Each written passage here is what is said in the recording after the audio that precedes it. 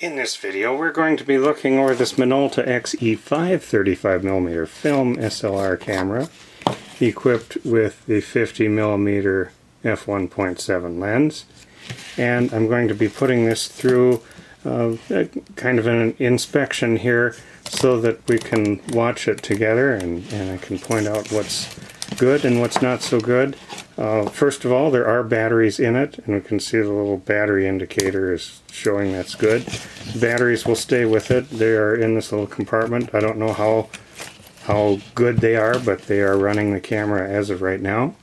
So let's go down through the shutter speed, starting here at 1/1000th of a second, 1/500th, 1/250th, 1/125th, 1/60th, 1/30th, 1/15th, 1/8th, 1/4th, 1/2,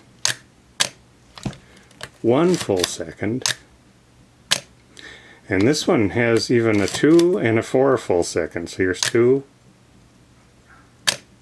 4 full seconds. And then there's a bulb setting where the lens will stay open as long as I hold the button down, and the cycle completes when I let up. There's an X setting, which I believe is for flash synchronization, and there's no flash on here, but shutter works on that. And then there's the auto setting, where let's just make sure that we set an ASA value here that makes sense.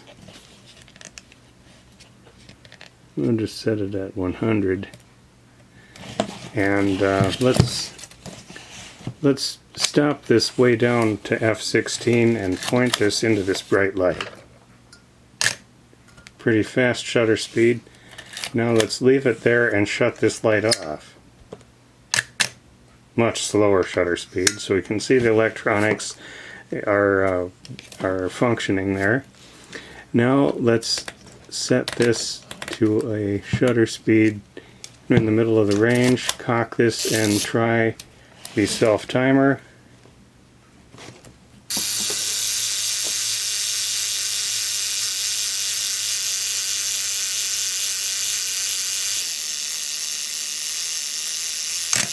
You see that works.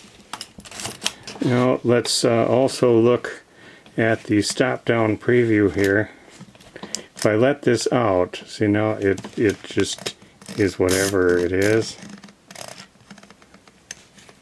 and then I can take that off for full aperture metering, but the lens stops down during exposure. Let's take the lens off here and first look at that. Nice smooth focus. Nice aperture ring, good clicks, and on the f16 we can see the blades are quick and snappy, and I don't see any oil from either the front or the back. Let's open it wide up, take a look with the bright light through. I'm going to just hold this off to the side so I can see. That looks really pretty nice to me. I am not seeing anything in there. I'll hold it here in front of the camera so you can see too. But just looking through it here in person, it looks pretty good to me. Okay, while we have this off, I'm going to point out something. The aperture follower ring here is a little bit sluggish, speeding back. It does go back, but it's a little bit of noise like that. So it would work, but you know, oh, there it's going really fast.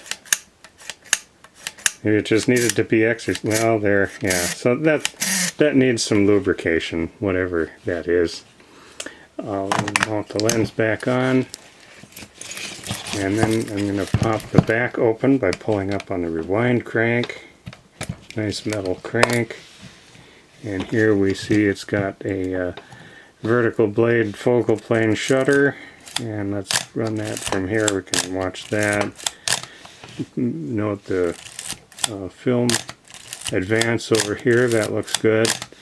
What I see here now is kind of a sticky mess of light seal material all up here.